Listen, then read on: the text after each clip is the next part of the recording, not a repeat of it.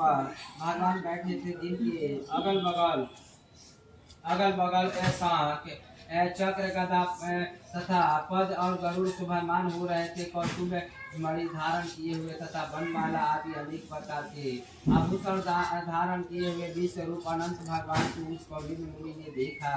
अतिशय प्रकाशमान स्वरूप वाले भगवान को देखकर उनके आगे ऊंचे स्वर में बोले कि हे प्रभु, आपकी जय हुआ। ऐसा कहकर तथा प्रणाम कर हे पुण्डिका, हम पाप रूप तथा पाप कर्म करने वाले, हमारी आत्मा पाप रूप है तथा हम पाप से ही उत्पन्न हुए, ऐसा तथा रक्षा करे तथा आप मेरे संपूर्ण पापों को हरने वाले हैं।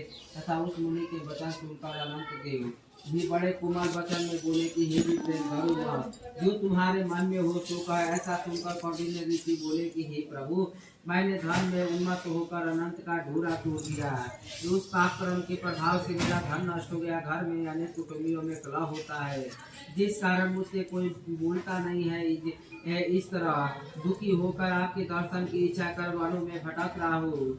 तथा हे देवेंद्र, आपने कृपा करके अपना दर्शन दीजिए। अब मुझ पर दया करके उसे पाप की शांति का उपाय कहिए। श्री कृष्ण भगवान बोले कि हे युधिष्ठिर, भक्त से प्रसन्न होकर देवता क्या नहीं देते। ऐसा उत्तम ब्राह्मण का वचन सुनकर अनंत भगवान कहते हैं कि हे कौंडिन्य, तुम विलम्ब मत करो, तुम अपने घर को जाओ। भक्ति के साथ 14 वर्ष तक अनंत भगवान का भक्त करो। इसे संपूर्ण पापों को छुटकारा तथा पुष्प को उत्पन्न करोगे तथा इसी से भोगों का भोग कर उत्तम सिद्धि को प्राप्त कर दो। अंत में मेरा स्मरण करके मुझको बिना संदेह प्राप्त कर सकोगे। हम संपूर्ण लोगों को कल्याण के लिए तुमको वरदान देते हैं। वह शिला का अनंत